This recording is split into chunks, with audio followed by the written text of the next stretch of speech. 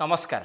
आपण माने जानती सरकारी चाकरी रे बदली हवा एक नियमित प्रक्रिया किंतु पुलिस व्यवस्था रे जो बदलीटी करा जाइछि किछि चेहरा को हटै दिया जाइछि किछि चेहरा को नुआ करी अवस्थापित करा जाइछि।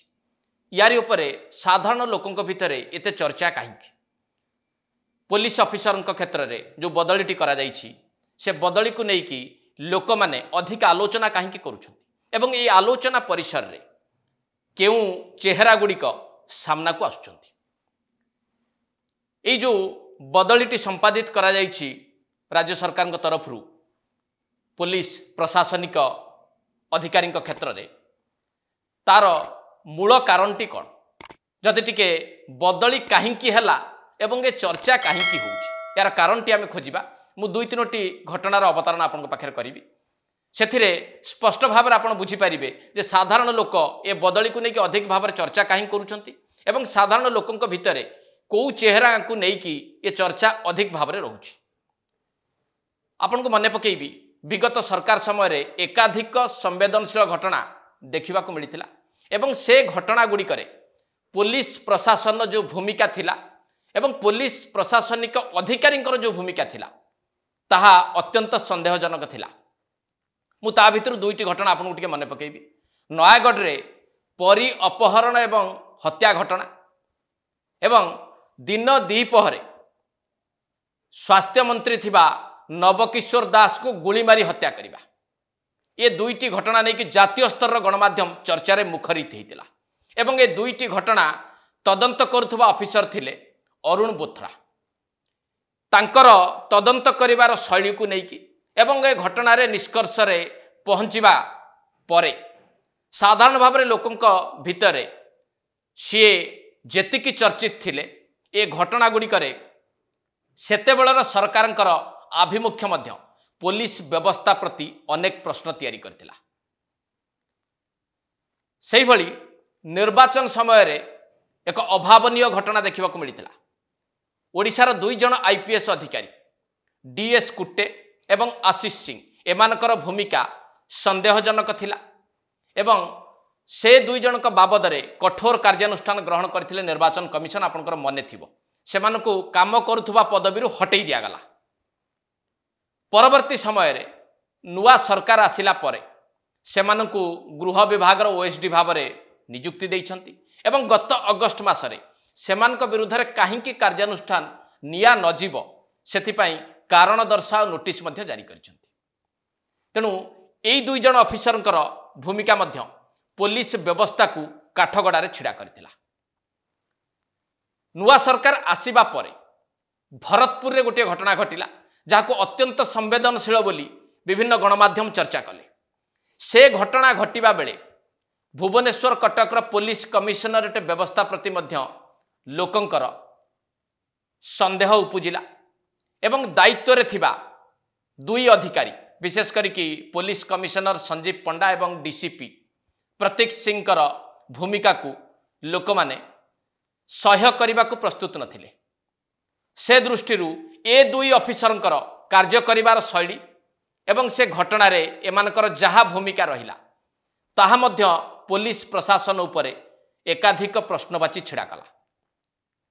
तेणु ये जो दुई तीनोटी घटना मैं आपन पाखे रखिली पूर्व सरकार घटना हो बा नुआ सरकार आसीबा परे घटना हो सामग्रिक भाव जदि आपको अनुशीलन करा जाए आपण भावंतु जे पुलिस विभाग किभली भाव में निंदित होईछि अतीत रे पुलिस विभाग किछि चेहरा किभली भाव में निंदित होईचंते भर्चित होईचंते साधारण लोकंक द्वारा एवं पूरा पुलिस व्यवस्था उपरे लोकंकर विश्वास भाव एक प्रकार तुटी जाइछि।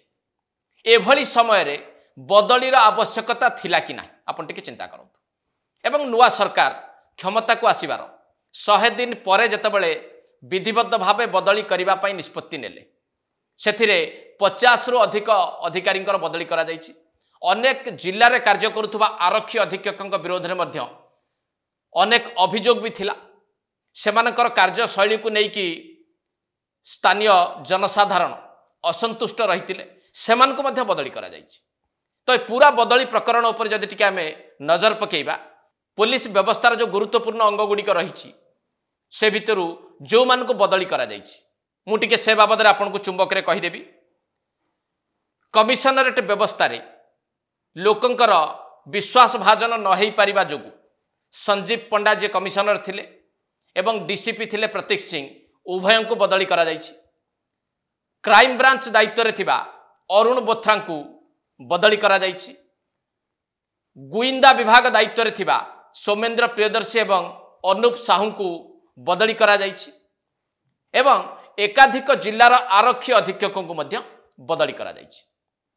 एबे आपण चिंता करंतु जे जो मानक जोगु पुलिस व्यवस्था विपर्यस्त होइतिला, जो मानक जोगु पुलिस व्यवस्था प्रति लोकंकर अविश्वास भाव तैयारी होइतिला, जो मानक जोगु पुलिस प्रशासन प्रति साधारण भाव में लोकंक मन में संदेह उपजिथिला एवं जो चेहरा माने लोकंकर विश्वास हरैबा सहित पुलिस व्यवस्था प्रति अंगुली उठैबा पई सुजोग तैयारी करथिले सेमानक विरुद्ध रे केवल बदली यथेष्ट कि एवं ए बदली प्रकरण रे आहुरी एकाधिक ऑफिसरंकर बदली हेई नाही बा संपूर्ण भाव में बदली करा जाई नाही।